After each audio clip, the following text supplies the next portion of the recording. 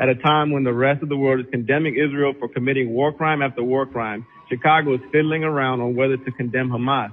By doing so, Chicago will be doing its part in enabling the genocide of Palestinians. And this resolution acts like it's on the side of innocent civilians. So in that case, I'd like to ask, are you considering a resolution condemning Israel for using white phosphorus against the civilian population? Are you considering condemning Israel for its planned war crime of forced removal of 1 million Palestinians from northern Gaza? Are you going to condemn them for cutting off food, water, and electricity to Gaza, another war crime called collective punishment? Did it ever cross your mind to condemn Israel when they assassinated Palestinian journalist Shireen Abu Akleh in broad daylight, or when they brutalized the people carrying her coffin peacefully, or when Israeli snipers killed innocent peaceful protesters throughout the March of Return? Did the people in office before you ever consider condemning Israel at any point? Since its inception, when it crammed a country full of people into a 60-mile corner of their own country, creating the largest concentration camp in history, the largest open-air prison in the world?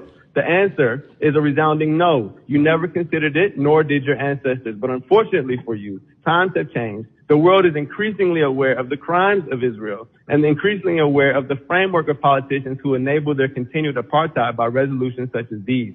And in a city like Chicago, with majority black and brown people who have experienced the apartheid-like conditions of oppression in the United States, a generation of young people have emerged who understand immediately that we have everything in common with the Palestinian people and nothing in common with the brutal Zionists under who they suffer. A generation of people who are not surprised when we find out that our politicians, up to our president, spread lies about 40 babies being beheaded in order to rationalize genocide. We're only surprised that they're forced to walk those lies back. But of course, the damage is done. People are still spewing the debunked lies about rape and massacre of babies, even here in this very meeting, when actually there is endless evidence of Israel having killed over 500 babies in the last 48 hours alone, having dropped more bombs in 24 hours than the U.S. dropped on Afghanistan in 1 year. And finally, let it be known that condemning the attack as the actions of some fringe group misses the point of what's going on. The attacks were carried out by a broad coalition of groups from every section of Palestinian society, not just Hamas. That coalition represents a people determined to attain freedom at any cost,